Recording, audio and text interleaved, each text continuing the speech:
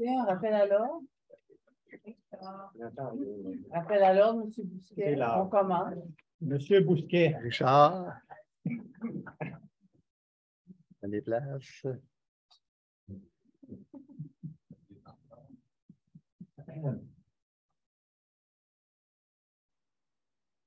Voilà.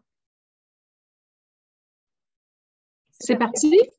Bonsoir. Mesdames et messieurs, nous allons fermer nos Zoom. Ça va? Est-ce que tu es sur muet? Marie, il faut que tu sois sur muet dans ton Zoom. Tu mets à gauche. C'est moi. Je te dis, c'est notre 5e fois qu'on fait les deux. Bon, ça, voilà. Bonsoir tout le monde. Bienvenue au nom de tous mes collègues. Bienvenue à cette séance du conseil municipal du 7 novembre 2022. Merci d'être là. Merci d'être là en présence ce soir, de vous intéresser à la vie municipale. Merci à ceux et celles qui sont à distance via Internet. Alors, donc, avant d'ouvrir la séance, on aime bien donner quelques nouvelles de petits et grands projets. Succinctement, d'abord vous dire, puisqu'on a eu un bilan extrêmement très positif les 2 premiers mois d'utilisation des vélos libre-service, assistance électrique, on a fait le bilan la semaine passée en conseil et définitivement une belle utilisation, plus de 200 personnes, belle fréquence, des revenus, bref, de bon augure en tout cas. Pour l'année prochaine, je pense que ça donne une belle vitrine pour les commerçants et pour la santé de la planète, la santé de notre communauté. Alors, c'est à suivre, donc pour après le ski. On reviendra en temps et lieu pour la prochaine saison. Même chose pour le super succès, c'est tout simple, mais quand même, le concours des grandes poupées, des épouvantails. Des centaines, quelques 400 citoyens, citoyennes qui ont participé au concours, qui ont voté, qui sont allés voir. Puis, puis merci surtout à ceux et celles qui ont fait, les équipes de citoyens qui ont fabriqué ces épouvantails avec l'aide de Corinne Ducharme-Thibert, qui est notre employée ici, employée de l'agent de développement. Alors, bravo, franchement, une belle animation du cœur villageois. On s'en vient bien, on y va pas à pas et c'est des acquis pour nous. En termes de développement plus majeur, je dirais, mais c'est plus de services de proximité. Il y a de l'activité dans l'air. Ça fait longtemps qu'on parle de possibilité d'avoir un projet de développement au cœur du chemin du parc, puis d'Alfred Desrochers. Donc, c'est un projet donc, privé qui va être soumis ce soir, qui va être dehors et qui va être en consultation publique là, le 28 novembre prochain. Donc, c'est un début d'un long processus. Alors, ce soir, nous allons vous expliquer la démarche et donc suivre ces travaux-là. On a une période d'espoir et en même temps d'acceptabilité, de pouvoir échanger ensemble pour que ces services-là, cette épicerie notamment, puissent voir le jour au village. Hein? Il y en a qui en doutent encore, mais ça s'en vient. Même chose pour ce projet plus d'ordre public, celui-là, qui est sur le terrain de la municipalité, sur la rue du marché.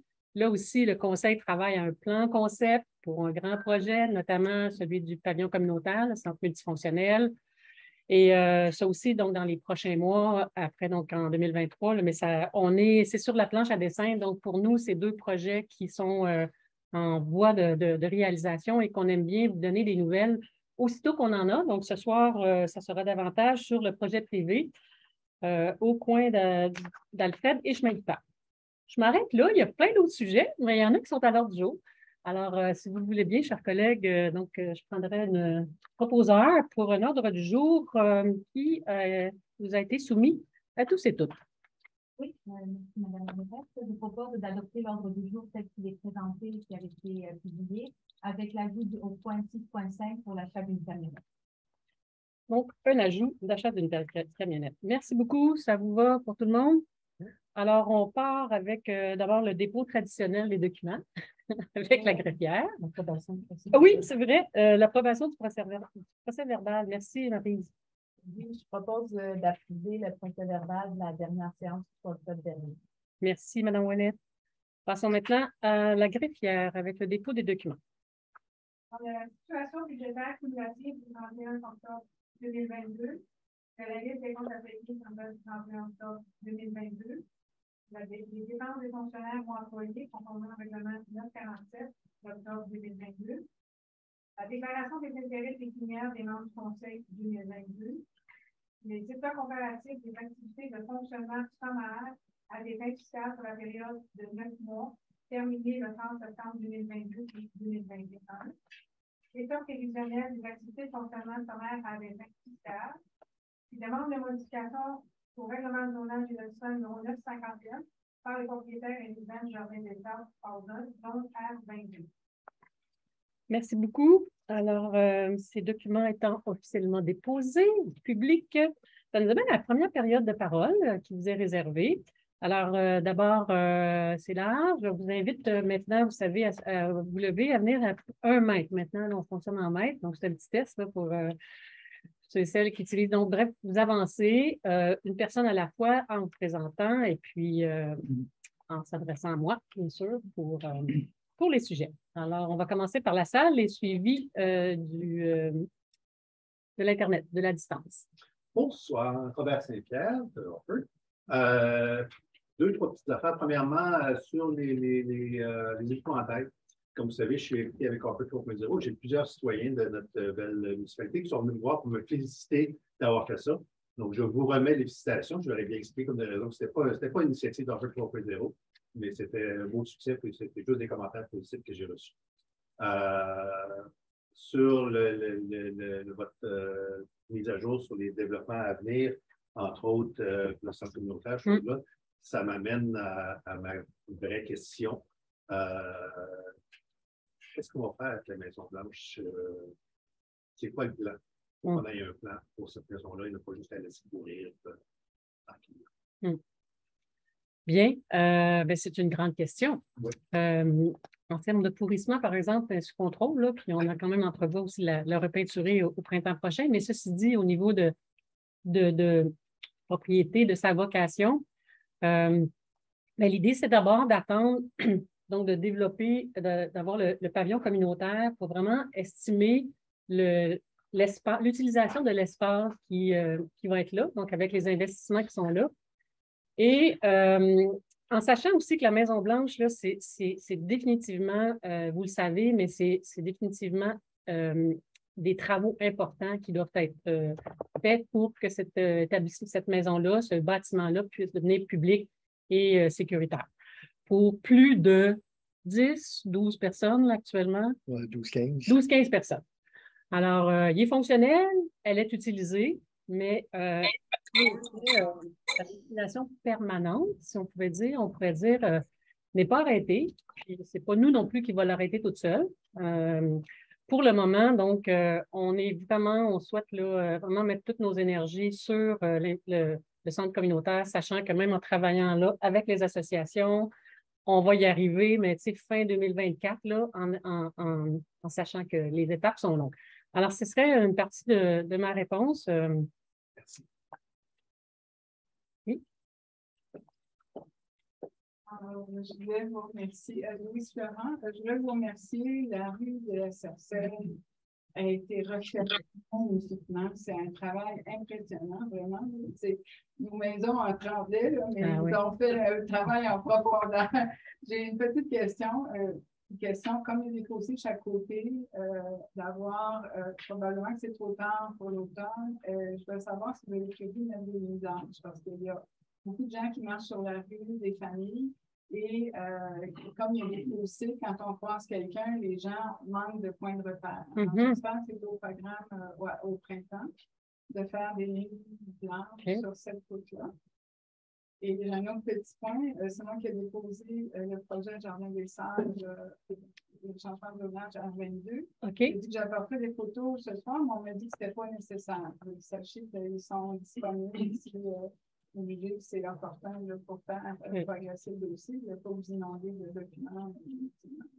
C'est à l'heure du jour, donc si jamais vous avez d'autres questions à la fin, vous pourrez revenir compte tenu que c'est Alors, ça va? Oui, bien, M. Lambert. Je peux vous dire qu'en temps normal, la municipalité, dans des voies locales, ne fait pas de lignage de rive.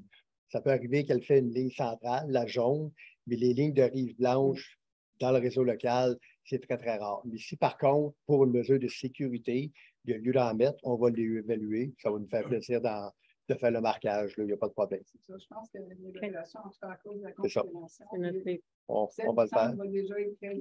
C'est bien. Ça. Merci. Oui, de nettes améliorations pour la voie publique. J'invite M. Brisson maintenant. Est-ce que donc, excusez, ouais, là, excusez, ça m'arrive d'être passé à l'action. M. Bourreau, bonsoir. Il y a 2 ou 3 ans, M. Landry, un travail extraordinaire, préparer le nettoyage des fossés, installer des réducteurs de vitesse pour l'écoulement de l'eau, ainsi de suite. Mais c'est un programme qui avait été, vous vous souvenez, peut-être par le rappel, en fait, qui avait été étudié et recommandé par le rappel.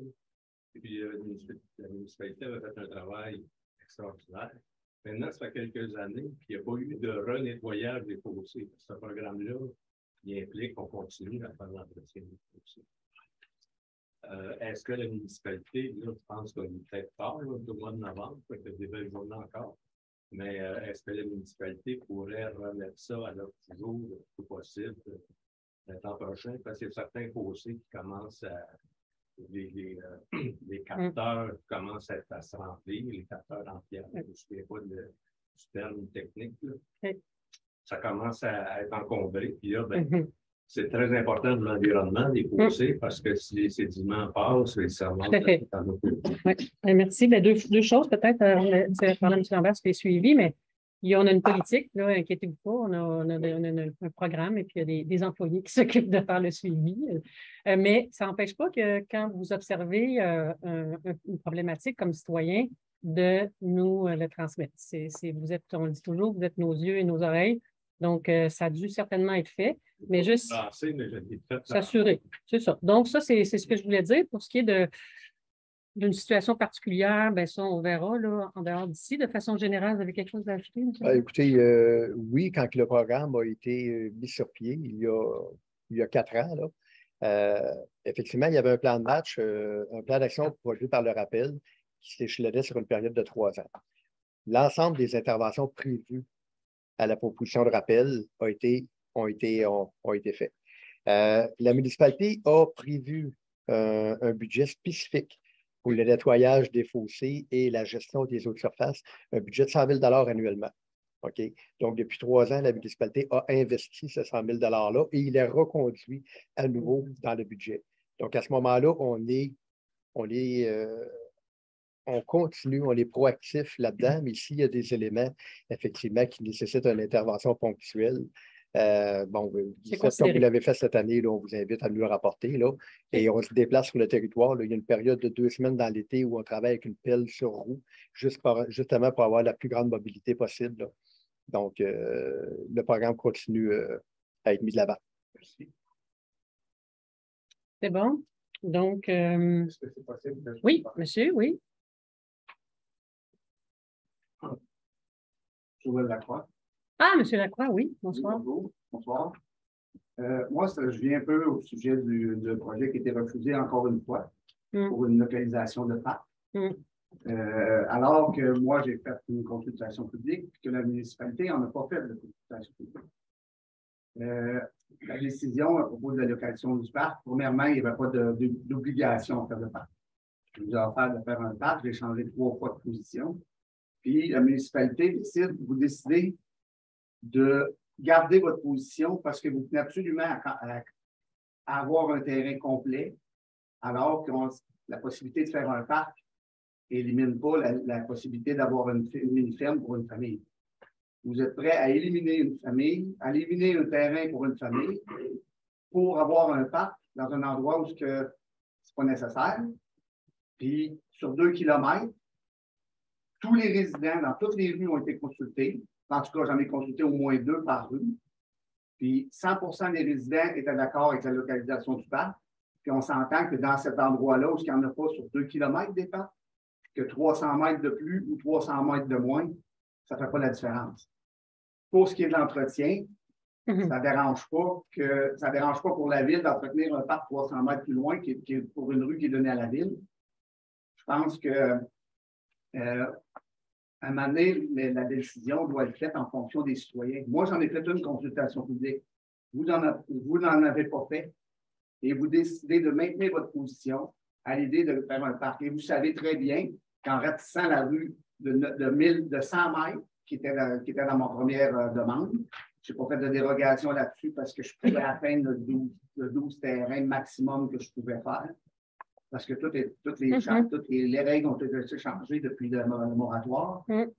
Je pense qu'il y a exagération. De ma part, je pense qu'il y a exagération de retarder un projet puis de sacrifier un terrain complet d'une mini-fermette pour une famille qui est déjà prévendue parce que vous saviez, de toute façon, le projet avait déjà été approuvé 2 fois. Puis, j'ai modifié les grandeurs des terrains pour m'assujettir à la nouvelle réglementation. Quand un projet est accepté 2 fois, puis que là, vous estimez, vous gardez votre position pour la localisation d'un parc alors que ça ne dérange aucun citoyen. Puis la loi le dit très bien. Là. Vous avez les lois toutes sur votre bord, sauf que la loi dit très bien qu'il faut que ça s'aille dans l'intérêt des citoyens. Vous êtes prêts à sacrifier une propriété, une mini-fermette, juste parce que vous voulez le parc exactement où vous le voulez. Premièrement, les 2 propriétaires où vous voulez le parc n'en veulent pas de parc. Je vous invite à conclure sur votre... Moi, je pense que vous devriez réviser la situation. Puis avant de répondre à une situation, avant de répondre pour la localisation du parc, comme vous avez répondu, faites-en donc une consultation. OK. Merci. Parce que là, c'est moi qui paye pour. Ouais.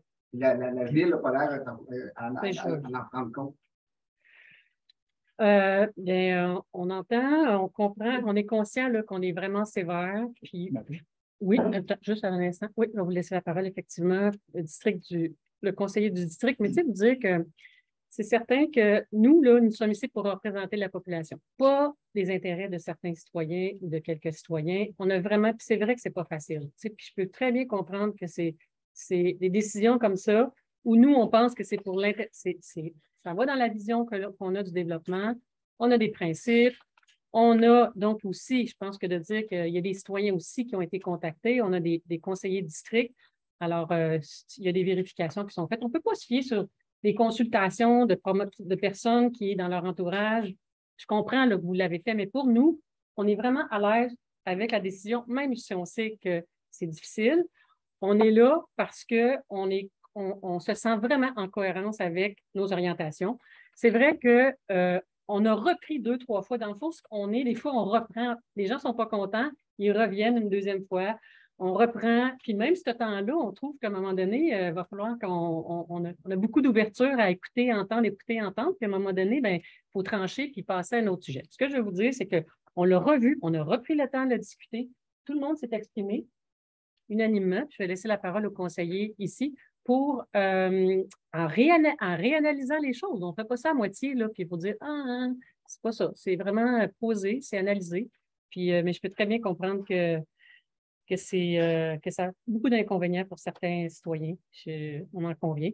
Donc, pour laisser la place à M. Brisson, là, qui est conseiller de ce district-là. M. Brisson. Merci. Moi, ce que je peux dire là-dessus, c'est que, étant donné, en tant que conseiller du district, j'ai fait quelques appels téléphoniques à des citoyens sur quelques rues. Et je ne sais pas si je suis mal tombé, mais toutes les personnes à qui je vais parler n'ont jamais entendu parler de votre consultation, d'abord. Et toutes les personnes, et je ne veux pas partir à un débat là, sur mettre des noms et qu'on vient de consulter. Là. Ceux que j'ai consultés n'avaient jamais entendu parler de la consultation en question. Et quand on leur explique les emplacements éventuels d'un parc, les gens sont tous d'accord pour dire qu'ils veulent qu'il soit le plus central possible et non pas complètement dans le fond de l'œuvre. Juste peut-être pour vous. Non, excusez, monsieur, si vous voulez, je peux vous donner un petit peu la parole une seconde, mais juste vous dire pour tout le monde, l'intérêt de tous et tous, c'est le projet dont il est question. Peut-être M. Lambert l'a expliqué. Là. Écoutez, on parle d'un prolongement de rue d'à peu près 400 mètres à l'extrémité du chemin Saint-Michel. Donc, M. Lacroix ici présent est le promoteur, le développeur, propriétaire des terrains. Et la municipalité, dans le cadre de son projet, lui a demandé de prévoir un parc. Okay? Donc, M. Lacroix a proposé un emplacement et la municipalité trouve que cet emplacement-là ne convient pas, demande à ce que le parc soit aménagé dès le début de son projet. M. Lacroix a fait des préventes, donc les propriétaires, il y a déjà des gens qui sont intéressés par ces terrains-là, donc ça crée des contraintes à M. Lacroix de revoir son lotissement, de revoir des négociations avec les propriétaires qui avaient des promesses d'achat. Ça peut peut-être impliquer des pertes de vente, là, donc la municipalité est consciente, mais la municipalité maintient sa position de vouloir le parc à l'entrée du projet de développement. C'est un peu un bref résumé là, de la situation. Okay. Si ma demande était faite quand il y avait 1000 mètres disponibles, ça empêche quoi de donner ce 1000 mètres-là pour que vous ayez votre surface du parc à l'entrée? Parce que la superficie du parc est disponible, puis il n'y a aucun parc dans Offord qui est plus grand que la superficie que je propose qui peut être aménagée. Fait que, en frais de superficie, dans la réponse que vous m'avez faite, que vous dites que c'est trop petit, il y a juste l'entrée qui est plus petite. Ça ne dérange pas. Il y en a des municipalités qui ont des entrées de parc où il y a un stationnement, des stationnements linéaires, puis que vous avez le parc aménagé. La superficie n'est pas en cause. Peut-être que j'aurais besoin de 10 ou 20 mètres de plus du fait que vous avez limité à 900 mètres. Mais moi, ma demande, quand j'ai été faite, a été faite à 1000 mètres. Et le reste, c'est la dérogation. Je n'ai pas voulu faire de dérogation pour qu'on puisse en finir une fois pour toutes parce que c'est moi qui assume tous les coûts de ces retards-là. Deuxièmement, je vais demander à la municipalité de me fournir la consultation qu'ils ont faite. Parce que moi, j'ai des noms, je vous ai fourni des noms, puis 100% des gens que j'ai rencontrés étaient d'accord. Oui, moi aussi, je vais en demander des noms. C'est ce que je voudrais, s'il vous plaît. Okay. Parce que c'est sûr que... Vous pourrez changer, je vais vous inviter à... 100% n'ont pas été visités, parce que j'allais en voir, j'avais perdu, j'ai été obligé de retourner revoir. Mais j'en ai vu au moins minimum 32. J'ai emmené, je pense, 27 signatures parce que j'en ai perdu 8. La veille, j'ai perdu mon portfolio. Je suis retourné voir ceux que j'ai pu revoir. OK. Bien, peut-être que je vous inviterai à la fin de la séance, peut-être si vous voulez changer M. Brisson pour la fin. Je vous arrête là-dessus. C'est important. S'ils n'ont pas entendu parler, ça ne veut pas dire qu'ils ne sont pas d'accord. Mais donc, on est ici pour prendre des décisions au nom des citoyens. Vous avez élu pour ça. Pour le meilleur et pour le pire, c'est ça? Oui, tout à fait. Je pense que nous assumons, même si c'est imparfait. Alors, merci. Oui. Bonsoir. Bonsoir. On va rester dans les parcs. Oui. Concernant l'avenir de la Balle, je vois que vous avez pris la chose au sérieux en commençant l'aménagement du parc Le Montagnet. Ben, je vous dis bravo. Un beau travail de fait jusqu'à date. Bien que la volonté des joueurs était de rester au cœur de la ville, au cœur de la municipalité. Je pense que le groupe du mercredi, le groupe des intermédiaires avancés, va se plaire de ce parc. Très bien. Malheureusement, le groupe du mardi, essentiellement composé de femmes et débutantes et intermédiaires, j'ai peur que ce groupe ne puisse pas poursuivre. La proximité du parc ici leur convenait beaucoup. Alors, j'ai 3 questions. Bon, on va vous en donner 2, là. Je n'ai pas fait la question encore. La troisième est peut-être relative. La première question est en 2 volets. Ah, OK. Alors, selon nos renseignements, le parc Catchpa avait été donné par M. Catchpa, ce parc qui porte son nom, à la condition que ce soit un terrain de balle. Tout à fait. C'est encore ça, là. Bon, c'est encore ça? Oui. Les enfants qui jouent à la balle, l'idée, c'est juste que, oui, tout à fait. Ben, je peux excuser. On va continuer. Oui. Alors, ma question, cette condition-là, bon, vous la connaissez. Oui. C'est le premier volet. Tout à fait. Le deuxième volet, peut-être qu'il n'est pas nécessaire, mais est-ce que vous avez l'intention d'installer un filet du côté de la route 141? Une question, pas encore de décision. Si le parc est destiné à des jeux de balle pour les jeunes ou pour le groupe de filles, le groupe essentiellement de filles qui certainement pourrait jouer là si on a cette protection qui, à mon avis, ne serait pas nécessaire, mais bon. C'est ça. Parce que les balles surmontent des problèmes. Ma deuxième question.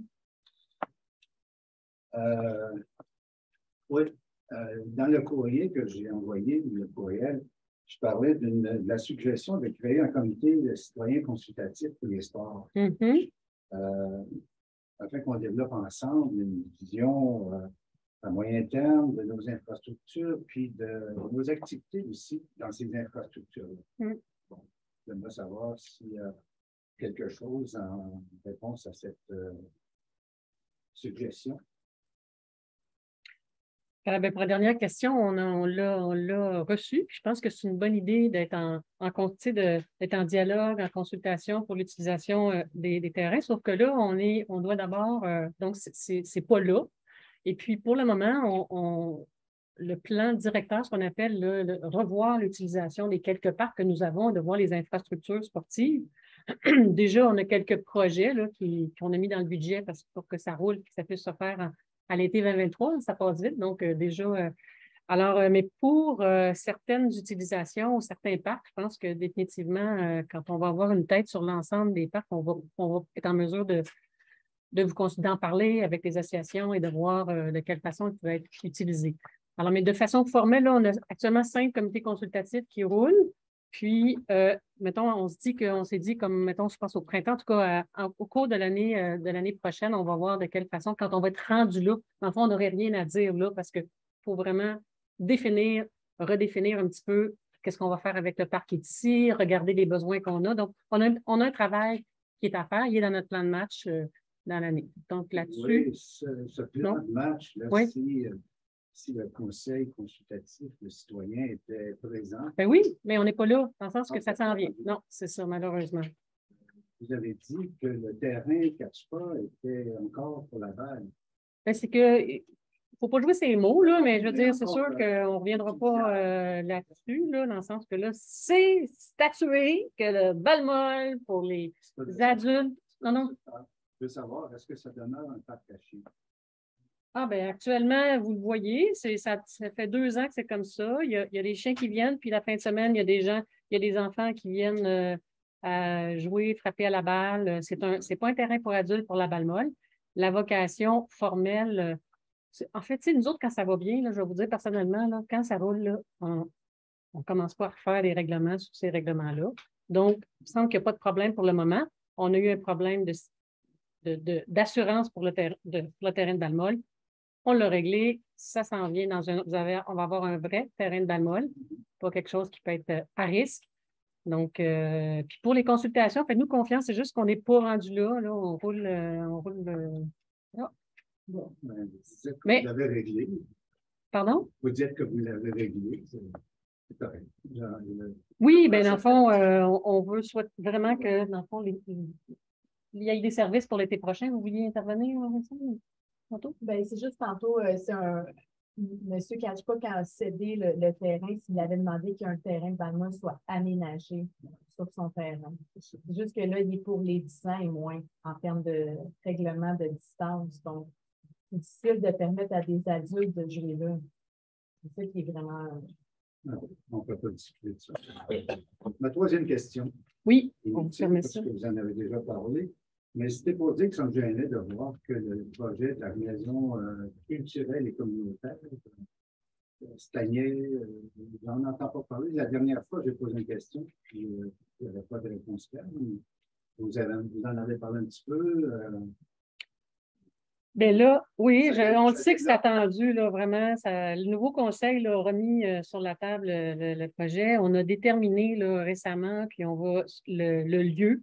Donc, ça a l'air fou, mais quand même, il faut revoir, il faut prendre les bonnes décisions. Donc, revoir, s'assurer que ça va se faire. Donc, on est vraiment sur le projet d'envergure qui va avoir lieu sur la rue du Marché.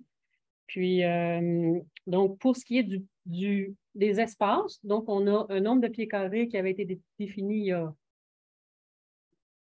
en 2019. Presque 3 ans. Mm-hmm.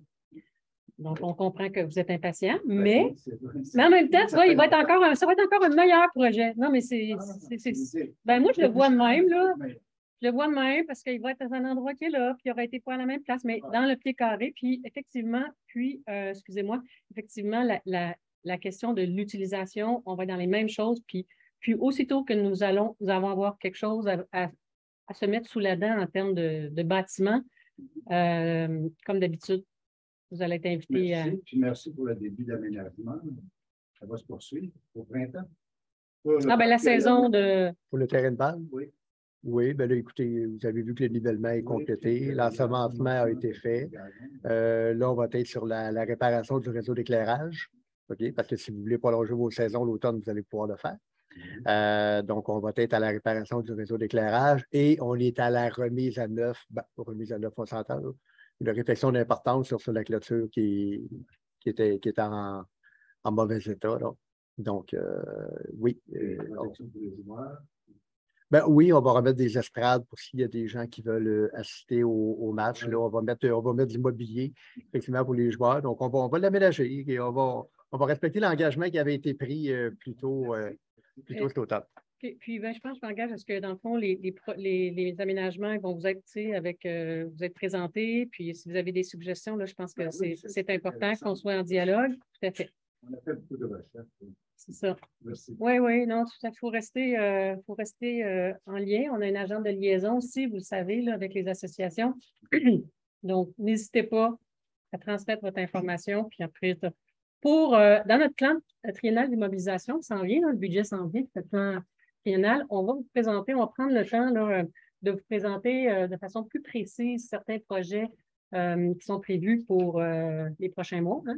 Puis dont notamment le parc du Montagnet, de la montagne des Montagnais, au coin d'Alfred Desrochers, une petite rue, là, pas loin de la 220 d'Alfred. Donc, il y a un grand parc qui est là et donc, il y a des projets qui vont... Le plan d'aménagement, on souhaite vous le présenter de façon plus précise lorsque on y arrive. Alors, ça va? Est-ce qu'il y a d'autres interventions, d'autres questions, sinon à la fin? Sinon, ça y est, on irait avec l'ordre du jour. Ça vous convient? À la distance, y a-t-il des questions, Martine? Non? Merci. Désolée de ne pas toujours apporter les réponses que vous souhaitez, mais on est là pour en parler. Et alors, allons de l'avant avec avec M. Brisson. 2.3. S'il y en a qui veulent quitter, vous... La résolution, essentiellement, l'effet de la résolution, c'est que sur la rue des Pins, la municipalité bénéficie actuellement d'une servitude d'aqueduc. C'était à une époque où le réseau d'aqueduc passait à cet endroit-là. Par la suite, il y a eu une reconfiguration dans le cadre d'un développement. Et actuellement, sur l'emplacement de la servitude, il n'y a plus rien en dessous. Alors, le citoyen propriétaire a eu la bonne idée de demander à la municipalité de laisser tomber la servitude. Alors, essentiellement, la résolution est à cet effet-là. Donc, je propose que la municipalité renonce à titre de propriétaire du lot 3786-339 du cadastre, étant une partie du fonds dominant de la servitude publié à Sherbrooke sur le numéro 487-044, créé contre le lot 3786-338, étant une partie du fonds servant, c'est très poétique, n'est-ce pas? Et convient que les obligations cessent immédiatement d'exister quant à ces lots. Et évidemment, d'autoriser la mairesse ou en son absence, la mairesse suppléante et la greffière à signer tout document pouvant donner effet à la présente résolution. Merci. Donc, la prochaine résolution présentée par M. Bousquet. Oui, bonjour tout le monde. Oui, ça vise le projet pour les vélos. On reprend les vélos. Tout à l'heure, Mme la mairesse en a parlé concernant que, effectivement, les vélos sont en fonction depuis la fin d'août. On avait reçu un premier montant de subvention. Là, il reste un deuxième à recevoir. Que là, avant de pouvoir recevoir le deuxième, il faut faire un bilan.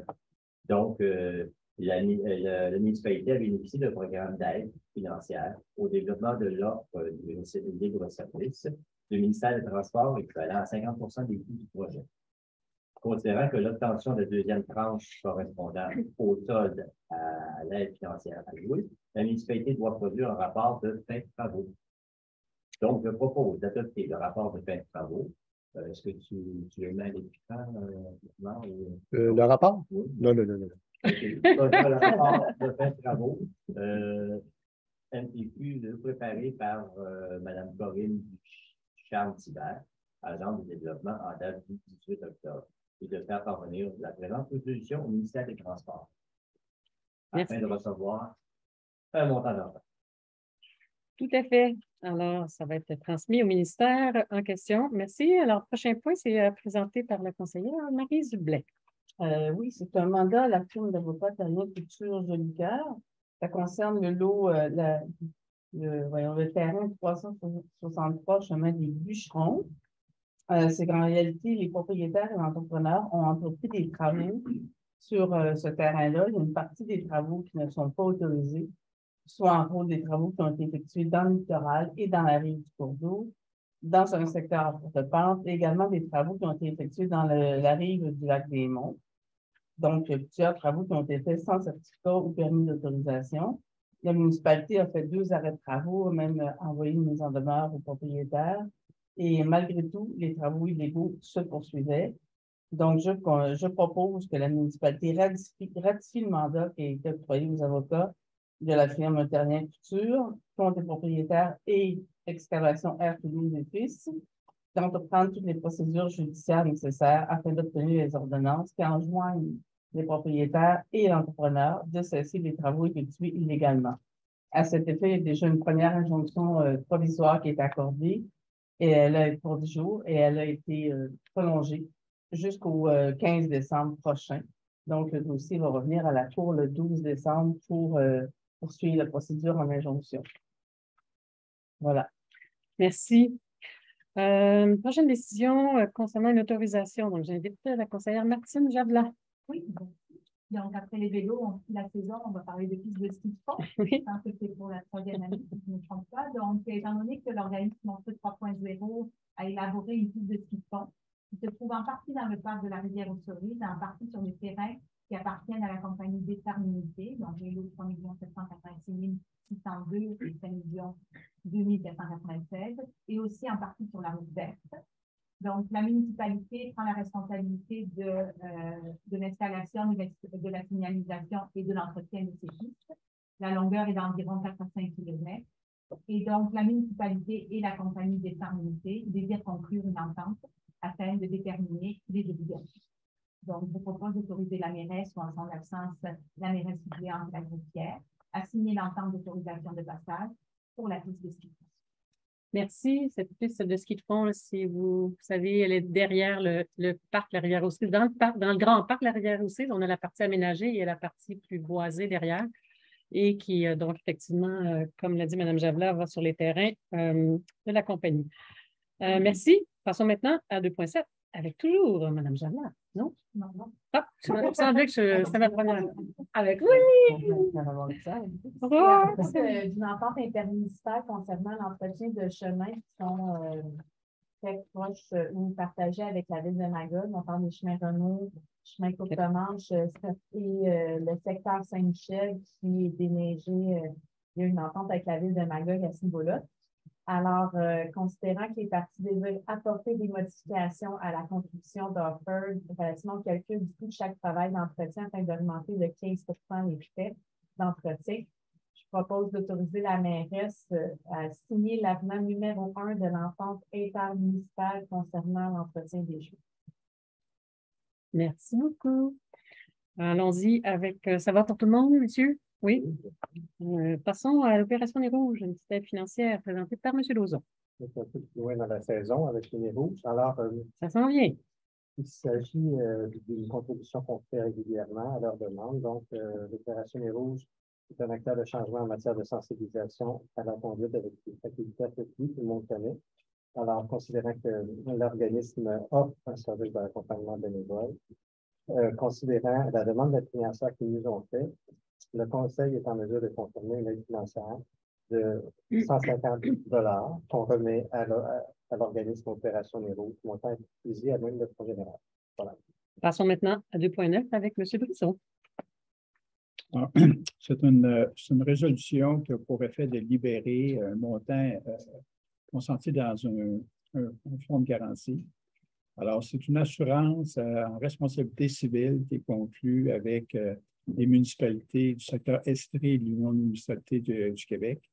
Ça couvre la période 2017-2018. alors pour lequel il a été établi qu'il n'y avait plus aucun dossier pendant, aucune réclamation possible. Donc, c'est une demande à l'effet de libérer ce montant-là et qu'il soit reversé à la municipalité. J'en propose l'adoption. Merci beaucoup. Ça va pour tout le monde. Passons maintenant à 2.10 avec Mme Blais. Oui, ça concerne justement le parc Montaniel. C'était l'objet de discussion il n'y a pas tellement longtemps pendant la période de questions. Écoutez, la municipalité veut acquérir 9 556 mètres carrés afin d'agrandir le parc Montaniel sur une partie du lot de 3 785 810. Le propriétaire, M. Baudet, est d'accord pour donner une partie du lot, soit 2 677 mètres carrés, et vendre plus ou moins 6 878 mètres carrés de terrain à la municipalité. Je ne sais pas si Désolé, je n'ai pas le plan. la, Je pensais de l'avoir, je ne l'ai pas. regrettable. À moins que vous me donniez quelques secondes que j'aille le chercher en ligne. Là. Non. Est-ce que vous souhaitez? Non. On va avoir l'occasion de revenir. Donc, je propose d'autoriser la greffière à signer une promesse d'achat avec M. Baudet pour acheter justement une partie du lot que je mentionnais tantôt, tel que décrit au plan annexe que vous ne voyez pas, mais pas grave, et que le conseil autorise une dépense de 15 000 $, montant puisé à même le surplus cumulé. Et d'autoriser la mairesse ou la mairesse suppléante et la greffière à signer l'acte d'achat. Ça va permettre d'avoir un parc beaucoup plus grand et pour une histoire vraiment intéressante. Et ce que je peux peut-être rajouter comme information, c'est que le terrain de balle qui est réaménagé présentement au parc Le Montagnier, donc il a été constaté qu'il y a une partie des infrastructures du parc qui n'était pas sur le terrain de la ville. Donc, il y avait une partie de la clôture, il y avait une partie de l'éclairage qui est sur le terrain du voisin. Donc, le voisin a offert à la municipalité de céder le terrain où il y avait déjà des empiètements en disant, écoutez, vous l'occupez depuis déjà plus de 30 ans, donc je vous le donne. Mais la municipalité profite de l'occasion par le fait même pour agrandir le parc, pour se donner plus de possibilités d'aménagement éventuel. Voilà le plan. Merci, M. Baudet. Hein? Ouais. Donc, c'est ça la question de l'aménagement de ce parc-là pour faire l'objet d'échanges et de projets pour l'été prochain. Passons maintenant au point 2.11 avec Mme Javelin. Oui, merci. Ça concerne l'amélioration de la couverture cellulaire à Orfeu. Donc, étant donné l'importance pour la population d'Orfeu des privilégiateurs de pouvoir compter sur une couverture cellulaire de qualité sur l'ensemble de son territoire. Considérant qu'on observe une couverture cellulaire déficiente dans plusieurs secteurs de la municipalité, que les services cellulaires sont désormais des outils d'une importance capitale pour l'accès à l'information, la sécurité et le tourisme. Considérant que le gouvernement du Québec réalisera au cours de l'année prochaine, en 2023, une carte interactive pour déterminer les zones de couverture cellulaire du territoire, la municipalité désire saisir cette opportunité afin de solutionner les problèmes de couverture cellulaire sur le territoire d'Orfeu, tout en ayant à cœur de préserver la beauté des paysages d'Orfeu. Donc, je propose de demander une rencontre officielle avec le député provincial de la circonscription d'Orfeu, M. Gilles Bélanger, avec le conseil municipal, afin de s'assurer que la démarche gouvernementale proposée apportera des solutions aux problèmes de la couverture cellulaire à Orfeu. Et par la même occasion, la municipalité souhaite discuter des méthodes pouvant garantir une intégration des infrastructures avec la beauté des paysages. En plus, on a eu une bonne nouvelle en fin de semaine dernière. Donc, le député M. Gilles Bélanger a été nommé adjoint parlementaire au ministre des Finances, mais surtout responsable du dossier sur le cellulaire, comme il l'avait été pour l'Internet. Merci beaucoup, Mathilde. Ça va pour tout le monde. Passons maintenant à 2.12 avec une autorisation pour un marché de Noël avec Mme Ouellet. Oui, considérant que l'organisme Marché Falala va tenir un marché de Noël les 26 et 27 novembre prochains à Offer Music et que dans ce marché de Noël-là, il y aura plusieurs artisans et artistes locaux. Considérant que les articles 129 à 133 du règlement numéro 639 demandent une autorisation, oblige une autorisation de la part de la municipalité. Donc, je propose d'autoriser l'organisme Marché Falala à tenir son marché de Noël les 26 et 27 novembre prochains, le tout en respect de la réglementation municipale. Merci. Ça me fait penser qu'on pourrait avoir une petite chorale là, ici avec pour nous interpréter le ah la la la la la la la la. Oh, ça m'est venu là, avec un choriste là, devant nous. Oui, ouais, on se peut permettre. Alors, 3.1. Excellent. Toutes les bienvenus à ce marché qui s'en vient. Et donc, pour les finances, on a fait l'approbation des comptes à payer. Donc, Mme Javelin, vous avez une proposition à nous faire? Oui. Considérant l'article du comptable du Code municipal du Québec, politique de paiement des dépenses de la municipalité, je propose d'approuver la liste des comptes à payer au montant de 380 706,59 sous en date du 31 octobre 2020. Merci. La prochaine résolution, j'invite M. Bousquet à nous la présenter.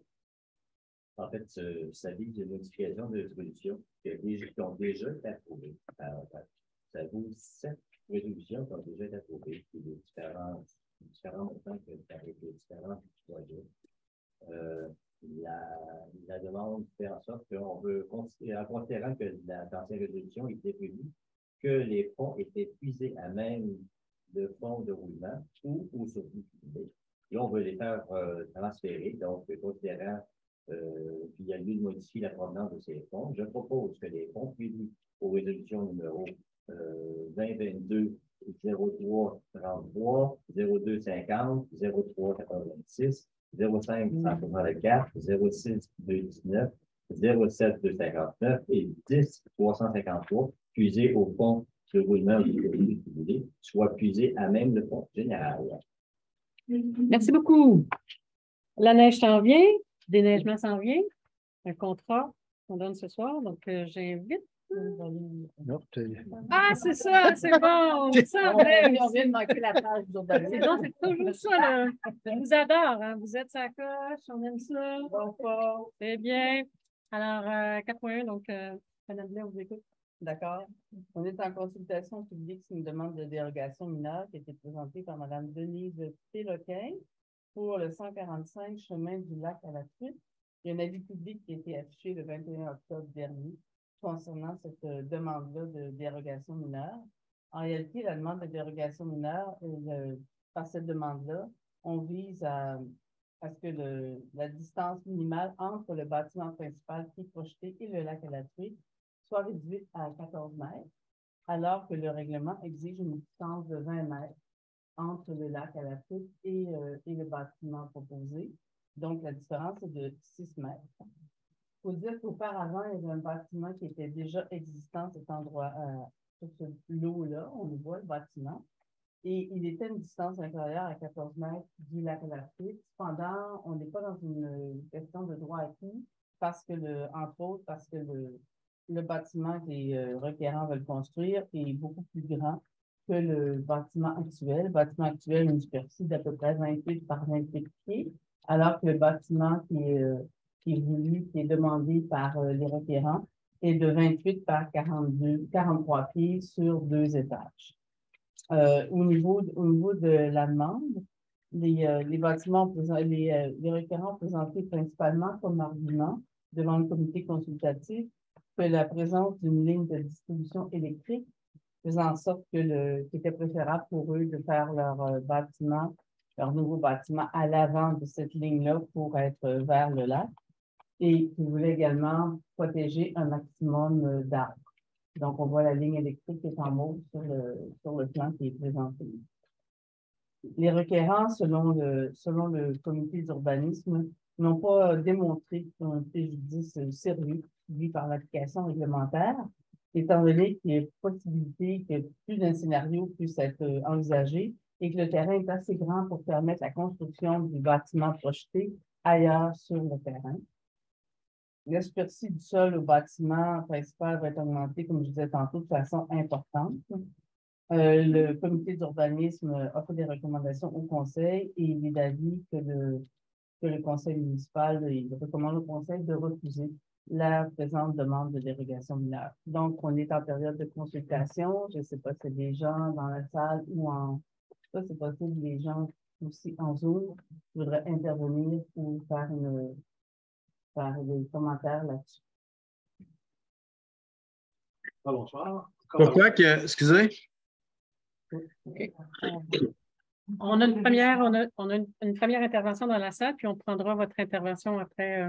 Encore Robert Saint-Pierre, à cette fois-ci, à titre de président de conservation de la Calatruite. Notre lac, comme plusieurs de vous savez, est très, très fragile, surtout à cette extrémité-là du lac où la construction est projetée.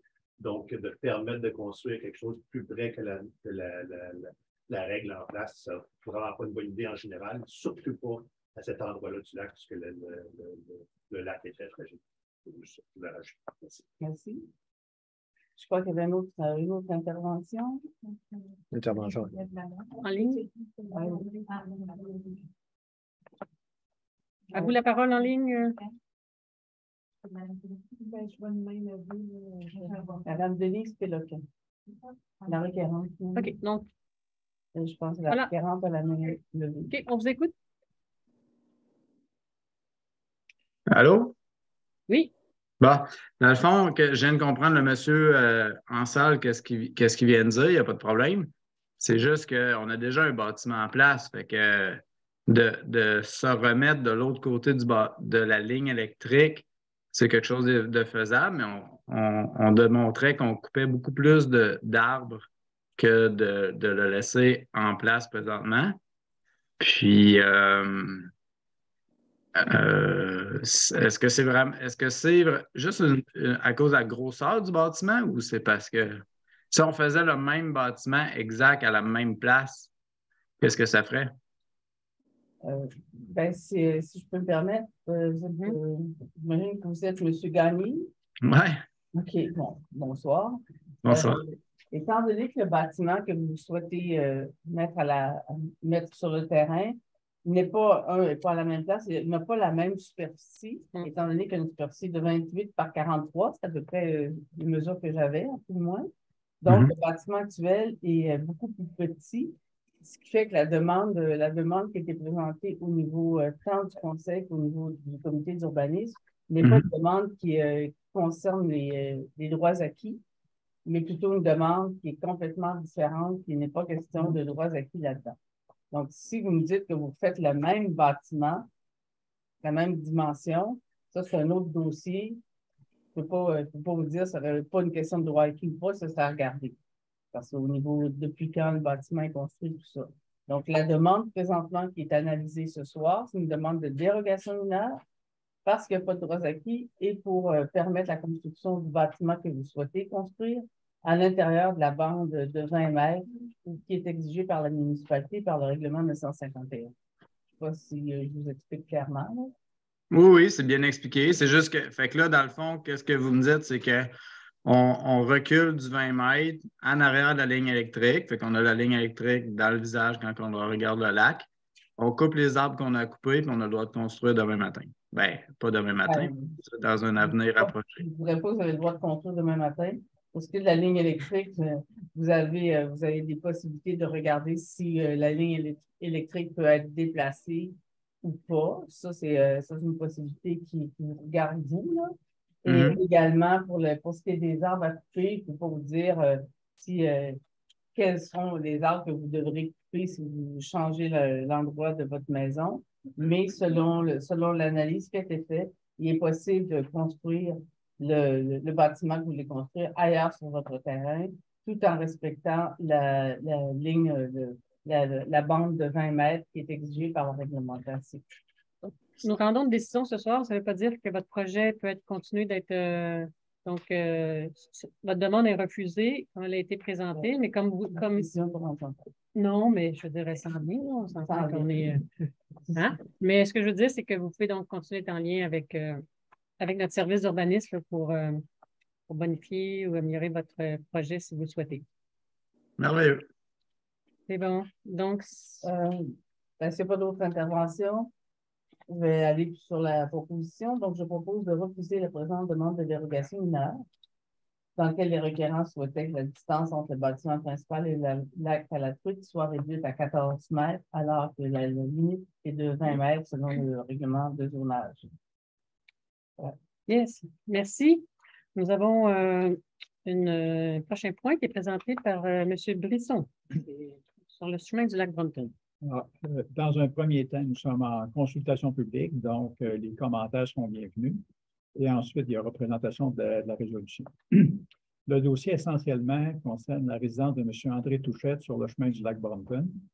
M. Touchette avait obtenu un permis de rénovation assez importante de la résidence. Il s'est avéré qu'il y avait une problématique importante au niveau de la structure du bâtiment, ce qui fait qu'ils ont démoli plus que prévu et ils se sont retrouvés en reconstruction et non plus en rénovation. Comme le bâtiment est situé à 16,8 mètres de la rive, donc il est dérogatoire par rapport au règlement qui demande 20 mètres. Et comme on se retrouvait en reconstruction, le droit acquis n'existe plus.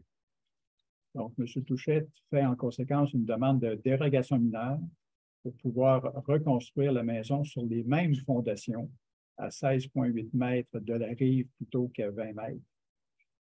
De l'avis du CCU, il est préférable pour l'environnement et pour la sécurité et la santé du lac que la maison soit reconstruite exactement sur les mêmes fondations, ce qui fait qu'il n'y aura pas de mouvement de sol, il n'y aura pas de ni creusage, ni combler les espaces. Donc, c'est la solution qui est la plus correcte au point de vue environnemental. Donc, la parole est à vous. Nous sommes en communication. Si vous avez des commentaires là-dessus. L'avis du CCU est favorable à la demande de M. Touchette d'accorder la dérogation mineure. Bien. Aucune intervention? Ça ressemble à ça. Donc, on passe à la proposition. Alors, j'ai résumé le dossier. Donc, la proposition est d'accepter la présente demande de dérogation mineure afin que la distance minimale entre le bâtiment principal et le lac Brompton soit réduite à 16,8 mètres, alors que le règlement de zonage du lotissement 951 exige une distance de 20 mètres à l'intérieur de la zone en question, puis une différence de 3,2 mètres. Pour la résidence au 1074 chemin du lac Brompton, j'en fais la proposition. Bien, ça va pour tout le monde. Et, précédemment, donc, cette décision-là étant faite, on passe aux prochaines décisions qui concernent davantage les PIIA. Là, vous savez, depuis la révision de notre plan d'urbanisme, on en a ajouté, donc pour s'assurer qu'il y a une bonne intégration architecturale dans certaines zones. C'est ce qui fait qu'on a quand même davantage de décisions à prendre à ce sujet-là. Mais on va tenter quand même d'y aller rondement avec la première présentation avec M. Brisson, président du CCU. On est exactement dans le même dossier. Alors, comme il y a perte de droit acquis, ça veut dire qu'en plus que la résidence soit à moins de 20 mètres de la rive du lac, elle est dans un secteur où la pente est entre 15 et 30 %. Donc là, on est en matière de PIA particulier sur cette question-là. Alors, pour les mêmes raisons que mentionné tantôt, le CCU est favorable à accorder le PIA demandé, donc à permettre la reconstruction sur les mêmes fondations, bien qu'elles soient entre 15 et 30 % pour les mêmes raisons mentionnées tout à l'heure. On évite de creuser des mouvements de sol, excavation et tout. Excellent. Passons maintenant à 4.6 avec Mme Ouellet.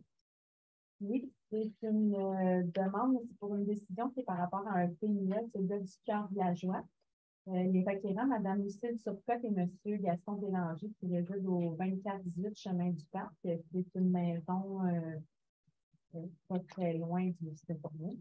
Qui sont en train de rénover. Ils ont déjà obtenu l'approbation pour le changement de revêtement extérieur sur certains mois de leur résidence. Toutefois, ils veulent en apporter davantage au niveau des pignons. Ils veulent ajouter un bardeau de type Canexel de couleur vert grisé.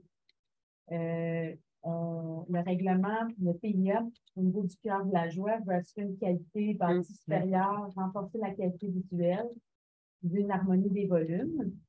Alors, le comité consultatif, le CCI, le comité consultatif d'urbanisme, est favorable à cette proposition. Donc, je propose d'approuver le présent projet de PIA relatif au changement de revêtement extérieur pour les pignons du bâtiment principal pour la propriété au 24-18 chemin du Parc et faire parvenir la présente résolution au propriétaire. Merci. Les améliorations visuelles aussi au cœur villageois avec ces travaux.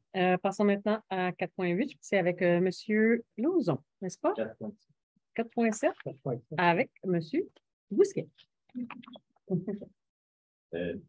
Oui, c'est encore une demande de PIA dans la zone 3, C3. Donc, considérant que le requérant, M. Michel Veilleux, souhaite obtenir une autorisation de municipalité pour un projet d'affichage.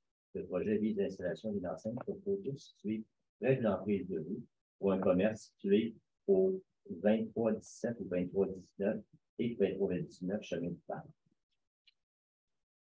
Donc, l'enseigne va être l'enseigne de 3 pieds et demi par 3 pieds et demi, de couleur blanche et noire, qui va être distante de 1 mètre du bâtiment, enceinte de structure posée au sol, dans la cour avant, près de l'entrée de rue, sur une structure de 48 pouces par 70 cm. Le CCU et le conseil municipal estiment que l'enseigne s'harmonise bien avec le bâtiment principal, notamment par le choix des couleurs blanc et noir, s'harmonise avec la béton. Considérant aussi que la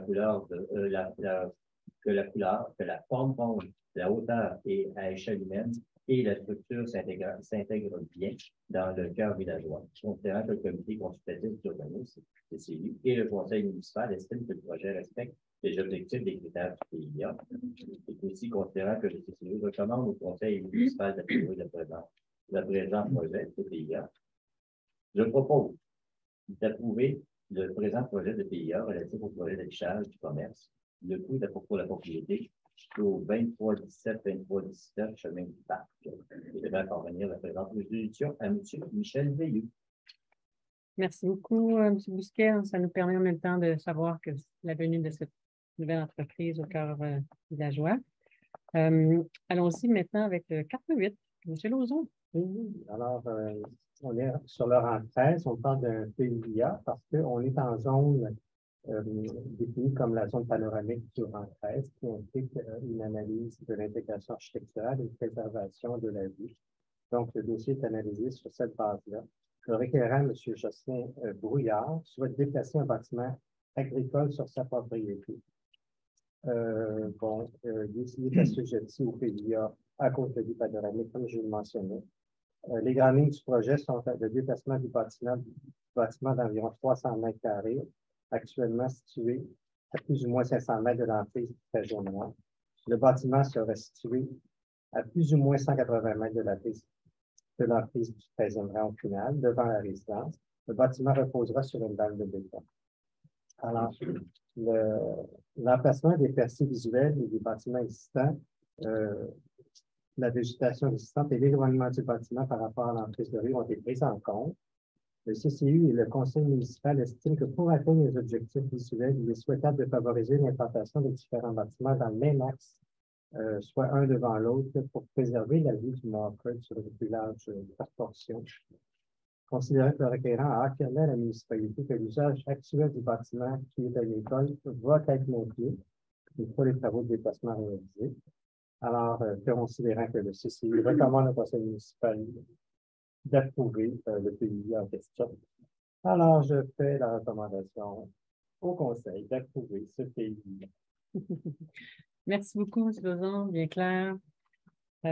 Continuons avec notre prochaine décision.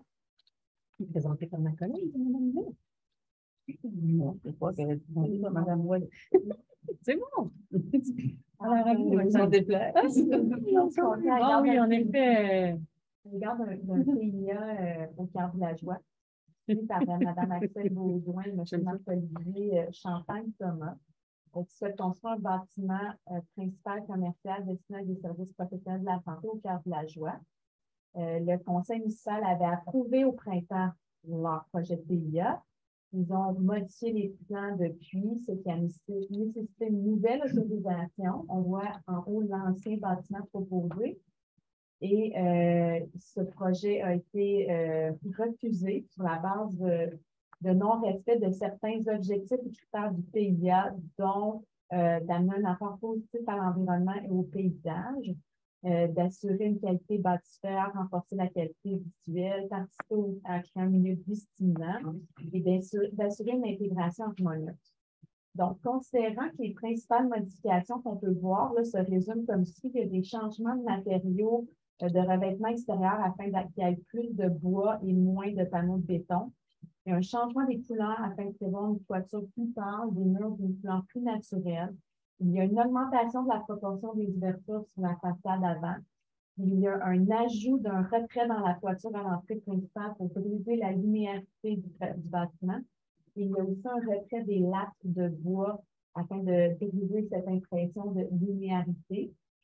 Considérant que les membres du CCU, le conseil municipal estime que le nouveau bâtiment proposé s'harmonise avec son environnement, notamment au niveau des matériaux et de la couleur. Le CCU, le conseil municipal, estime que les modifications apportées sur la façade ont pour effet d'assurer une intégration harmonieuse au cœur villageois. Le CCU, le conseil municipal, estime que les objectifs et critères sur ce PIA-là sont respectés. Je propose et que le CCU recommande au conseil municipal d'approuver le présent projet de PIA. Je propose d'approuver ce projet de PIA relatif à la construction du bâtiment commercial tel qu'apparaissant sur les plans soumis à la municipalité le 24 octobre dernier pour la propriété sur le lot de 3 786 616 adjacent au chemin du parc et de faire parvenir la présente résolution à Mme Baudouin et M. Champagne-Thomas. Merci. Vous pouvez être témoin des efforts qui sont faits par le conseil municipal, le comité consultatif pour que le développement, parce qu'il y en a, là, ça bouge dans la municipalité, ça puisse se faire en intégrant donc notre vision et la vôtre. Donc, en espérant que tout cela vous convient aussi. Donc, nous irions maintenant avec donc, la question de la contribution des fonds de parc, qui fait partie aussi de notre vision de développement. Alors, à vous, M. Brisson. Alors, ce mois-ci, il n'y a qu'un seul dossier. Ça concerne une opération cadastrale, une opération de lotissement sur la rue de la Virée, la propriété de M. Christian Titley. Ça doit pas ressembler à ça. Excusez-moi si je massacre le nom un petit peu. Donc, dans ce secteur-là, la recommandation du service, c'est de prendre 5 pour le fonds aux fins de parc, espace naturel et terrain de jeu. Il y a un 5 qui avait déjà été assumé dans le passé. Et c'est un endroit où il n'y a pas d'intérêt particulier à le prendre en terrain, que ce soit pour fin de connectivité ou conservation ou autre. Donc, la recommandation du service, c'est de prendre le 5 en argent pour un montant de 4 085. J'en fais la proposition. Merci, M. Brisson. Alors, sur ce, passons à la prochain point, quand même costaud. C'est une première. Donc, je vais laisser la parole à la présidente du CCU, Mme Blais, qui va vous présenter ce projet. Oui, ça risque d'être un peu long. Oui. On va essayer de faire ça le plus court possible. C'est un premier projet qu'on présente en vertu qui est adopté, finalement, va être adopté suite à l'adoption du règlement 957 qui concerne les projets particuliers de construction, de modification ou d'occupation d'un immeuble, ce qu'on appelle dans notre jargon les PPC-moi. Donc, par ce règlement-là, qui est adopté, comme je disais, au mois de mai 2022, le Conseil peut autoriser à certaines conditions un projet particulier, soit de construction, de modification ou d'occupation d'un immeuble, qui déroge à certaines conditions. Les dispositions qui sont prévues soit dans le règlement de zonage lotissement, dans le règlement de construction ou encore dans le règlement sur la délivrance des permis de construction. La municipalité a reçu une demande de PPC-moi pour un terrain qui est situé à l'angle de la route 141, et Alfred Desrochers, qui est situé dans la zone C2. On voit déjà le plan. On voit qu'on est en avance un peu. La municipalité a analysé la demande. Et le CCU, a analysé la demande il n'y a pas longtemps, il y a quelques jours, je dirais, et fait des recommandations au Conseil. Le conseil désire adopter une première résolution qui va approuver le projet avec certaines conditions. Et suite à l'adoption de cette résolution-là, la procédure qui est prévue au règlement 957 va se poursuivre, soit avoir un avis public, une affiche qui va être sur le terrain en question. Il va y avoir une séance de consultation publique le 28 novembre prochain à 19 h. Et la résolution qu'on adopte ce soir, elle est susceptible d'approbation référendaire. Après ça, le processus va continuer. Donc, c'est une première pour la municipalité. C'est un processus que je pense qu'il va bien aller. Pour nous, c'est un peu, c'est nouveau, à tout le moins. Hein? Donc, je vais faire un tour rapide sur ce que les récurrents demandaient à la municipalité sans aller trop dans le détail. Ils demandaient de permettre la réalisation d'un projet intégré mixte, soit commercial et résidentiel, alors que le secteur C2 permet uniquement d'avoir du zonage commercial. Demandait également d'autoriser l'usage résidentiel pour 15 unités de logement avec une hauteur maximum 3 étages et 15 mètres, alors que dans notre règlement, on prévoit dans les zones limitrophes 12 mètres de permis comme hauteur. D'autoriser dans le cadre du projet intégré l'implantation de l'ensemble des bâtiments sur un même lot, donc permettre plus d'un bâtiment principal sur un même terrain, permettre que les circuits de distribution électrique primaire et secondaire soient aériens sur le site. On demandait également qu'un taux de verdissement minimal devait exiger un taux de verdissement minimal de 25 % au lieu des aires naturelles qui étaient prévues d'habitude, de permettre un garage souterrain plus grand et que ce qui est prévu, de retirer l'obligation d'aménager une aire de manutention pour les 2 centres d'affaires pour plutôt autoriser l'utilisation des allées de stationnement. Le terrain, comme vous le voyez bien, il est situé dans le cœur villageois. Les recommandations du CCU, le CCU a recommandé, mais il y avait certaines conditions qui devaient, selon le CCU, être demandées. Entre autres, des unités de logement devaient demeurer locatives de longue durée afin d'éviter que tout devienne des condominiums. La séquence des travaux devait être en sorte que le bâtiment commercial le plus au nord, celui qu'on voit là en rouge, qui est le plus gros finalement, que c'est la séquence des travaux, que ce bâtiment-là soit réalisé dans la première phase du projet. Des circuits de distribution électrique primaire et secondaire soient souterrains, sauf pour un accès au site où les équipements pourraient être aériens, soit du côté de Alfred Desrochers. L'autre recommandation était vraiment de limiter la hauteur des bâtiments à 12 mètres et non aux 15 mètres demandés pour l'ensemble des bâtiments sur le site, le résidentiel et également le commercial. Et également de l'intégration des bâtiments résidentiels dans le projet par rapport au cadre bâti existant en y intégrant des mesures d'atténuation.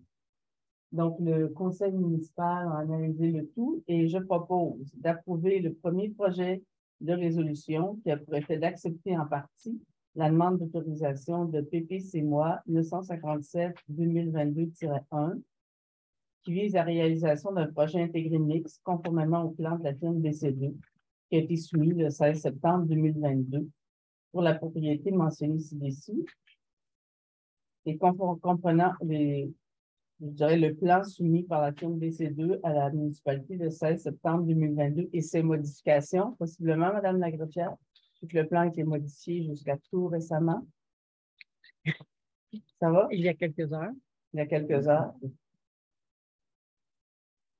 Ça va, Madame Boisvert? OK. Donc, on peut mettre la date de la dernière modification, qui est aujourd'hui, je crois. Oui. Donc, aux conditions suivantes, pour le territoire d'application, la présente résolution est appliquée au lot numéro 5 914 981 et 5 914 982, qui est situé, comme je le mentionnais, dans la zone C2. Les dérogations autorisées sont des dérogations aux différents règlements. Malgré le règlement de zonage et lotissement 951, sont autorisées les dérogations suivantes pour un projet intégré. Premièrement, un projet intégré permet la réalisation d'un projet intégré mixte en dérogation aux articles 4.25 et 4.26 du règlement relativement à l'absence de travaux d'aménagement d'une place publique et de l'eau à des fins communes. Terrain, autorisé dans le cadre du projet intégré l'implantation de l'ensemble des bâtiments sur un même lot, contrairement aux dispositions des articles 4.9.1 et 6.6 du règlement. On va y arriver. Bâtiment résidentiel. On peut permettre la construction de 3 bâtiments résidentiels parce que la zone C2, comme je mentionnais, c'était uniquement du commercial.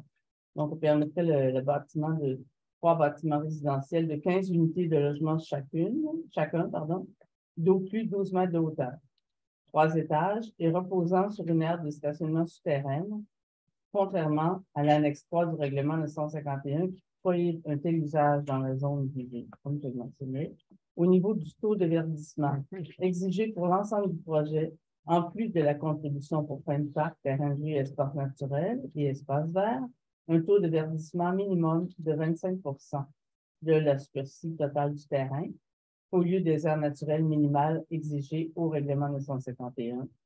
L'équipement de distribution électrique permet que les circuits de distribution électrique primaire et secondaire soient en partie aérés sur le site, sous réserve d'une condition apparaissant ci-dessous dans la présente résolution, contrairement aux articles 4.29 du règlement 951, qui exige que ces équipements soient souterrains.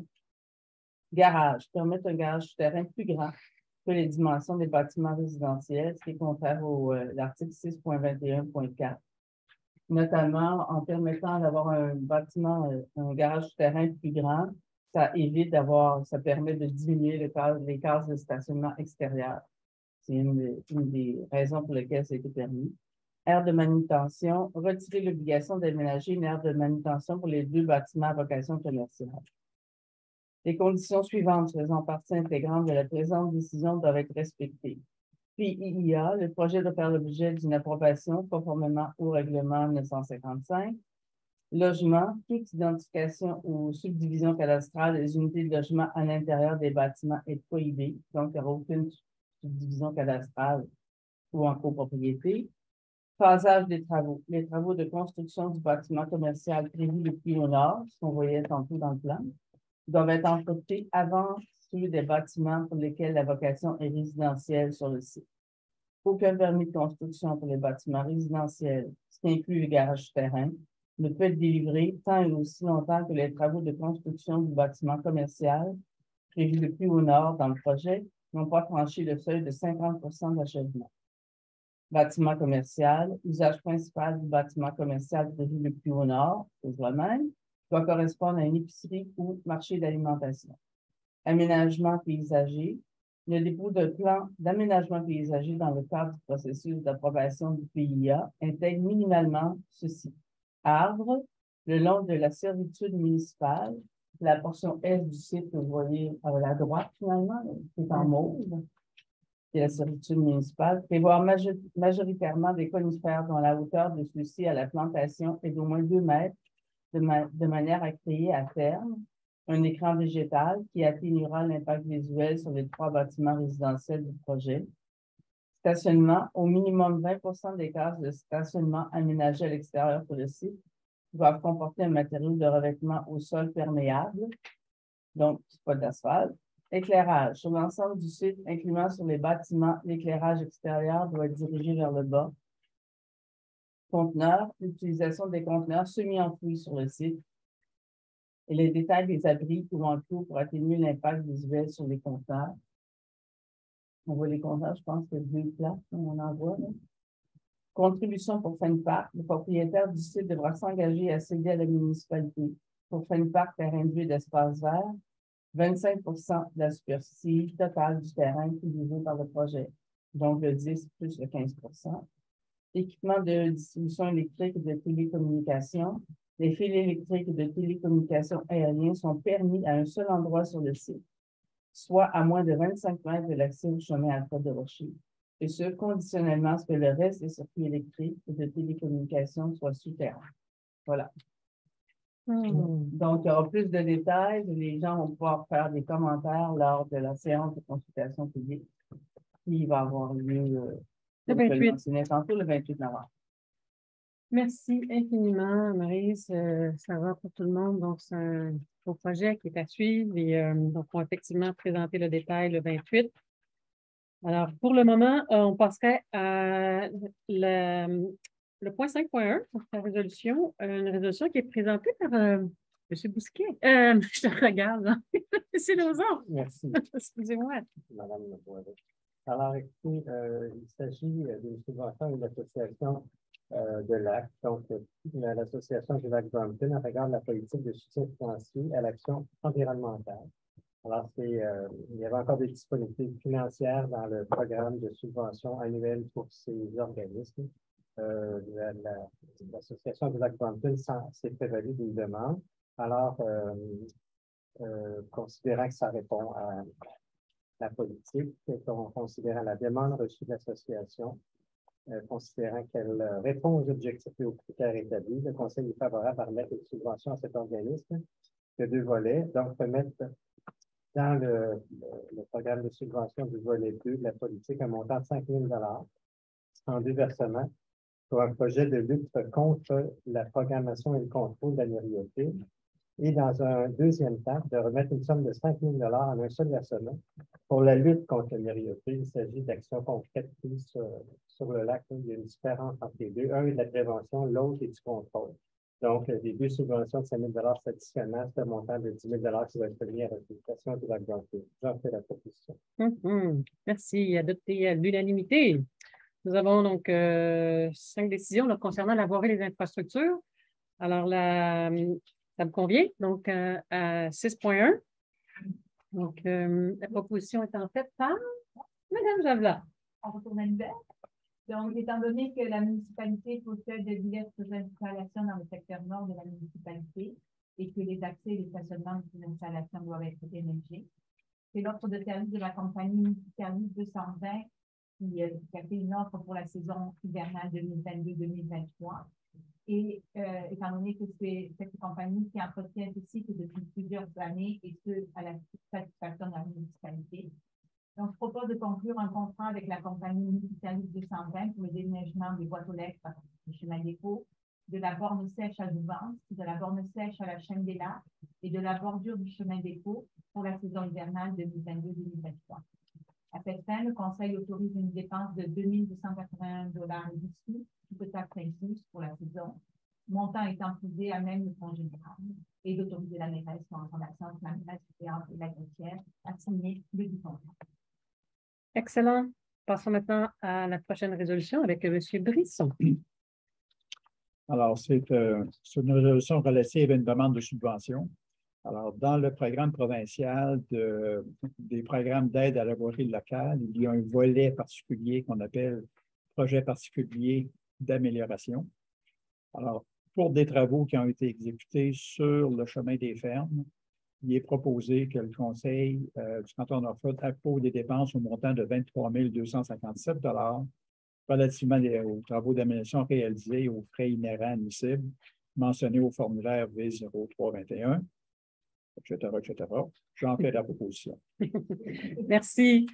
C'est complet pour... ça nous amène à la prochaine autorisation de signature majeure, alors qui est présentée par Mme Javela. Vous avez l'honneur. Oui. Donc là, on va sauter au printemps 2023 à propos d'une aide financière pour le projet d'aménagement d'un tronçon non aménagé de la route verte, qu'on appelle le segment D. Donc, en vertu de la loi sur les transports, le ministre peut accorder une subvention pour fin de leur transport. Le gouvernement du Québec a dévoilé le 17 avril 2018 la politique de mobilité durable 2030, transporter le Québec vers la mobilité. Étant donné que le programme d'aide aux infrastructures de transport actif, qui est appelé VELOS 3, oui, oui. Donc, VELOS 3, approuvé par la décision du Conseil du Trésor du 12 avril 2022, vise à soutenir le développement, l'amélioration et l'entretien d'infrastructures de transport actif afin de promouvoir ce type de déplacement tout en soutenant un tourisme durable, en améliorant le bilan routier, en contribuant à la prévention en santé et en réduisant les émissions de gaz à effet de serre causées par les déplacements de personnes. Le programme comporte un volet 1 qui est intitulé « Développement de la route verte et de ses embranchements », qui vise à assurer le développement et le parachèvement de la route verte, ainsi que d'assurer le développement et l'interconnexion de réseaux cyclables régionaux gravitant autour de la route verte. Donc, suis très heureuse d'annoncer que la demande de la municipalité a été retenue pour ce volet et que le ministre accepte de verser aux bénéficiaires une aide financière d'un montant maximum de 593 781 $ pour lui permettre de réaliser ce projet. Donc, il y a bien sûr lieu de conclure une convention d'aide financière afin de déterminer les obligations des parties. Donc, je propose d'autoriser la mairesse ou en son absence la mairesse suppléante de la Gautière à signer la convention d'aide financière qui doit avoir lieu avec le ministre des Transports. Un autre beau dossier à suivre. Merci. 6.4 avec Mme Moulet. Oui, c'est un complément d'une résolution adoptée dernièrement sur le mandat de l'étude géotechnique et de caractérisation au Chéribourg. Considérant que les travaux de forage sont complétés tels que prévu à la résolution 2022-354 et considérant que l'art forage du ROC a été rencontré et cela a nécessité 4 forages supplémentaires. Donc, je propose de payer à la firme Solmatec la somme de 4 599 $ pour les 4 forages supplémentaires, montant prisé à même le fonds général et remboursé par la TEC 2019-2023. Merci. Achat d'une camionnette. Alors, M. Bousquet, vous en faites une proposition? Oui, certainement. Achat d'une camionnette GLC Canyon 2019. Considérant que la municipalité doit acquérir une camionnette pour le service technique, considérant aussi la soumission déposée par la compagnie Garage Montplaisir Limité en date du 1er novembre 2022, et considérant que le règlement numéro 966 sur la gestion contractuelle de la municipalité du cadre d'Offord, je propose d'acheter une camionnette GMC Canyon usagée 2019 de la compagnie Garage Montplaisir Limité, telle que décrit la soumission déposée le 1er novembre 2022, pour la somme de 50 577,50 toutes taxes incluses, montant étant privé à même le fonds de roulement et remboursé sur une période de 10 ans. Avis de motion avec M. Brisson. Non? Alors, c'est un avis de motion informant les citoyens ici présents que la municipalité a l'intention d'adopter le règlement numéro 954.3 qui modifie le règlement 954 pour ajouter au règlement la notion d'établissement d'hébergement de résidence principale. Dans le but, évidemment, là, que ce soit assujetti à une obligation d'obtenir un certificat d'occupation pour exercer ces activités. Ça, c'est dans le cadre du projet de loi 67 du gouvernement du Québec qui, entre autres, prévoit justement l'ajout de cet usage-là dans le cadre des locations court terme. Alors, il y a chalet touristique et là, il ajoute établissement d'hébergement de résidence principale qui pourrait entrer dans le cadre de location court terme. Donc, on nous informe l'espace de 2 minutes que la municipalité a l'intention d'adopter ce règlement-là. Projet de règlement. Et le point suivant. Oui, donc, ce projet de règlement est présenté. Alors, le projet de règlement, effectivement, consiste à ajouter dans notre alimentation la notion d'établissement, d'hébergement, de résidence principale. Et cette activité-là va être assujettie au règlement et aux conditions dont on va vous parler dans quelques minutes. Merci. Alors, pour continuer dans le même sujet, notre collègue, Marie-Lise Blais, à nous en parler. Oui, ça concerne toujours le projet de loi 67. Et ce projet de loi-là, entre autres, comporte plusieurs dispositions, mais notamment, il comporte une disposition qui concerne la location court terme dans une résidence principale. Donc, par le projet de loi, l'Assemblée nationale a déterminé que quiconque pouvait faire la location court terme, c'est-à-dire moins de 31 jours, dans sa résidence principale, sauf si une municipalité décide d'interdire ou limite l'offre d'hébergement, d'hébergement touristique dans une résidence principale dans certaines zones de son territoire. Le projet de loi 67 et la loi qui en a suivi vont entrer en vigueur le 25 mars prochain.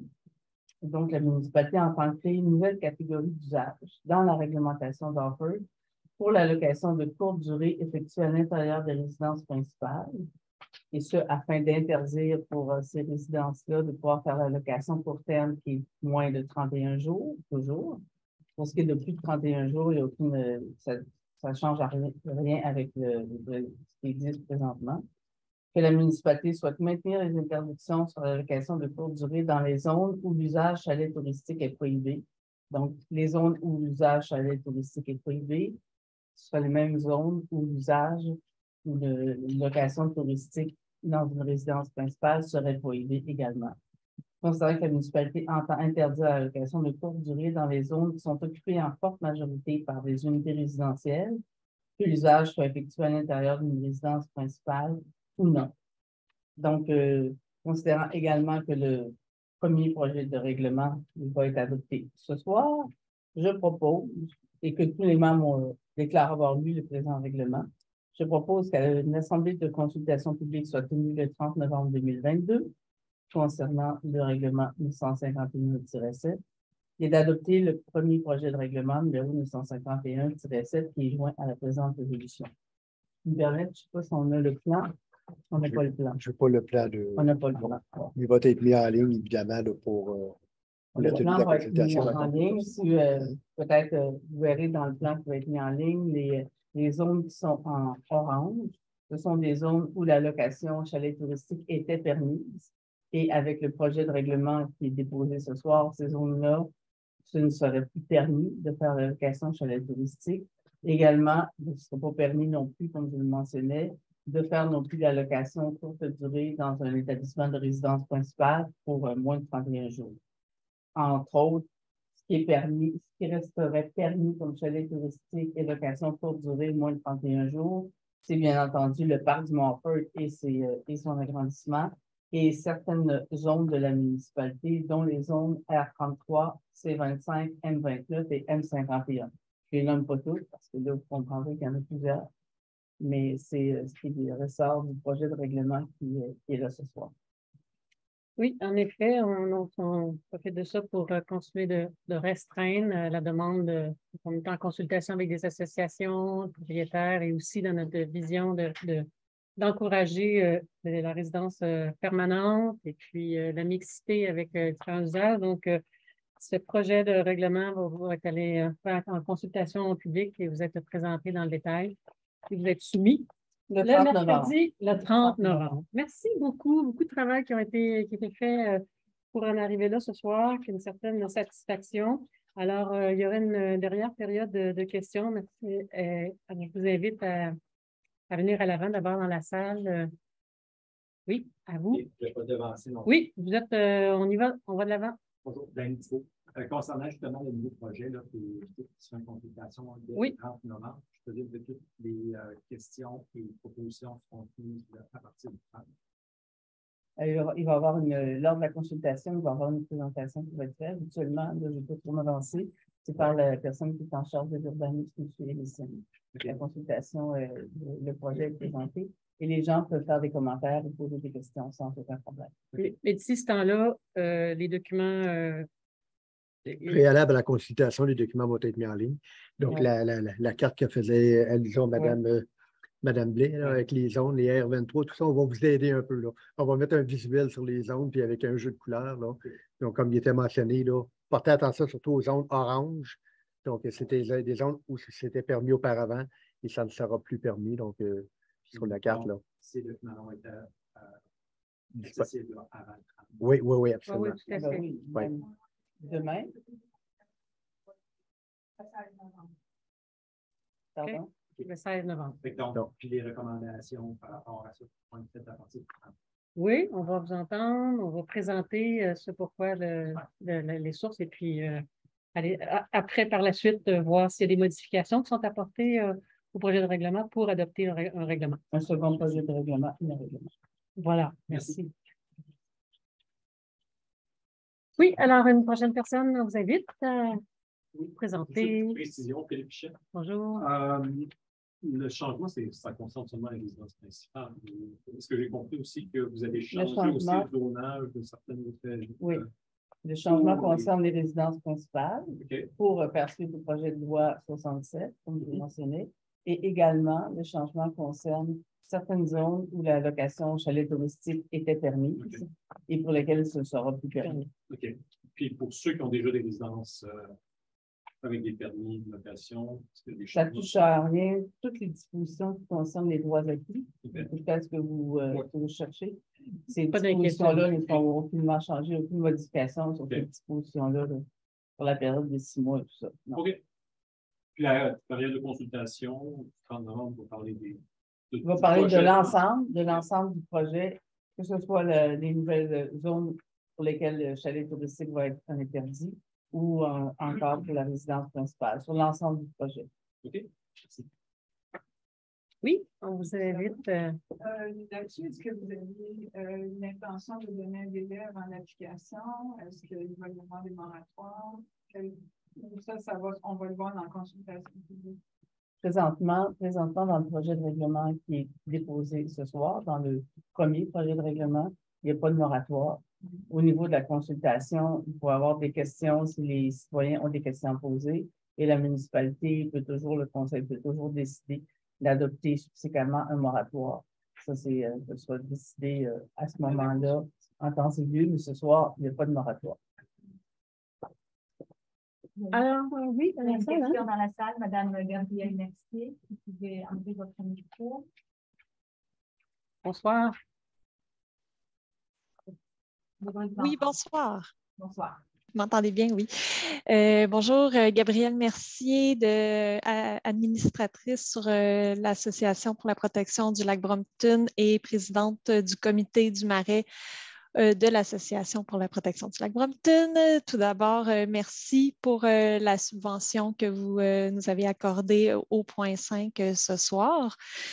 Ensuite, j'avais une question. Dans l'élaboration actuelle du prochain budget, est-ce que les 50 000 $ prévus pour la station de lavage seront conservés ou bonifiés? Et est-ce que les 50 000 $ prévus pour les 2 descentes publiques seront conservés? C'est une bonne question. Vous aurez la réponse au mois de décembre. Non, mais sérieusement, on entend votre intérêt et votre suggestion. Merci. On se revoit au mois de décembre. Tout à fait, avec un grand plaisir. Alors, une prochaine question dans la salle. Ça m'amène une autre question dans la même lancée. Je peux te présenter toujours pour un. chapeau de l'Association des riverains de la Chaîne des Lacs. Est-ce que dans la même lancée, vous allez. Est-ce que vous allez encore allouer des fonds pour la lutte contre le médiophilie? Parce que c'est un gros problème. Vous devinez la réponse. Ben, j'espère que c'est oui. À suivre. À suivre, à suivre.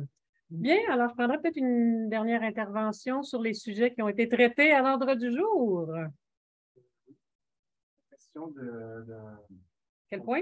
Il réglerait probablement les général par rapport au parc.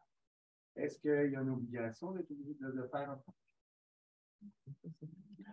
Nous avons une réglementation, donc pour le fonds de parc. La réglementation dit qu'on peut soit donner de l'argent, il ne fait rien. À nulle part, il dit qu'il y a une obligation de faire.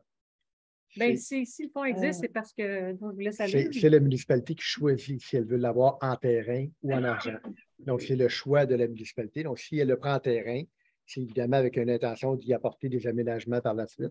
Donc, c'est vraiment le choix. Le choix appartient à la municipalité, donc non pas au développeur. C'est prévu, monsieur, dans la loi sur l'aménagement et l'urbanisme, non pas dans le règlement de la municipalité. Ce choix-là est prévu dans une loi qui est adoptée par l'Assemblée nationale. Effectivement, à notre convenance. Eh bien, merci beaucoup de votre patience, votre écoute, votre participation. Sincèrement, c'est précieux pour nous, n'est-ce pas, chers collègues? Alors, nous irions donc avec la levée de l'Assemblée. Y a-t-il une personne pour en faire la proposition? Ça fait plaisir. Voilà, M. Bousquet. Parfait. Alors, on donne rendez-vous aux prochaines consultations et puis, merci.